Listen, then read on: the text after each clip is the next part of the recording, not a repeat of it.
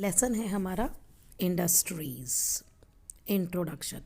In the previous two chapters, we have learnt about agriculture, the most ancient primary activity of human, which has developed increasingly in the modern world, though it still remain at its primitive stage in some part of the world. पहले दो chapters में आपने agriculture के बारे में पढ़ा है, ये 8th का. और जो सबसे पुरानी एंशेंट एक्टिविटी है ह्यूमंस की, यानी शुरू में जब अर्थ पे एक्टिविटी शुरू हुई, ह्यूमन बींग्स ने करना शुरू किया, नोमैडिक से सेटल्ड लाइफ में गया, तो वो एक्टिविटी जो थी, जो करता था, वो एग्रीकल्चर ही था, जो अब बहुत ज़्यादा डेवलप हो चुकी है. New means of varieties, technical advancement की वजह से इक्विपमेंट्स नए आ गए, टेक्नोलॉजी नई आ गई, तो एग्रीकल्चर भी बहुत ज़्यादा आगे बढ़ चुका है. लेकिन दो स्टिल रिमेन्स प्रिमिटिव स्टेज. अब पुराने ज़माने की जैसे खेती होती थी, अभी कुछ वर्ड्स के पार्ट में वैसी ही खेती होती है. In the following chapter, we will study about how humans convert things found in natural environment into products that are useful to them. अब आगे आने वाले चैप्टर में हम ये पढ़ेंगे कि कैसे ह्यूमंस ने जो नेचुरल इन्वायरमेंट में हमें प्रोडक्ट मिलते हैं, चीज़ें मिलती हैं, उनको कैसे उसने उन प्रोडक्ट्स में कन्वर्ट किया जो उनके लिए यूज़फुल है. Basically manufacturing.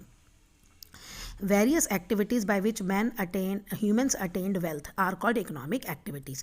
जो आप काम धंधे करते हैं, जो सारी एक्टिविटीज़ होती हैं जिनसे आपको पैसा मिलता है, वेल्थ मिलती है, वो उनको हम इकोनॉमिक एक्टिविटी कहते हैं. और ये activities can be categorise as primary, secondary, tertiary and quaternary activities. अब ये एक्टिविटीज़ हैं क्या? प्राइमरी एक्टिविटीज़ होती हैं जिसमें प्रोडक्शन होता है रॉ मटेरियल और food. Involve production of basic raw material and food. Means primary activities are those activities which are associated with nature, जिसमें एग्रीकल्चर आ जाता है, लम्बरिंग, माइनिंग, एनिमल्स को पालना भी, हंटिंग भी, ये सारी प्राइमरी एक्टिविटीज़ हैं. सेकेंडरी एक्टिविटीज़ क्या होती हैं? इन रॉ मटेरियल्स को यूज़ करके जो हम फिनिश गुड्स बनाते हैं फैक्ट्रीज़ में, मैन्युफैक्चरिंग प्रोसेस, वो होती है हमारी सेकेंडरी एक्टिविटीज़.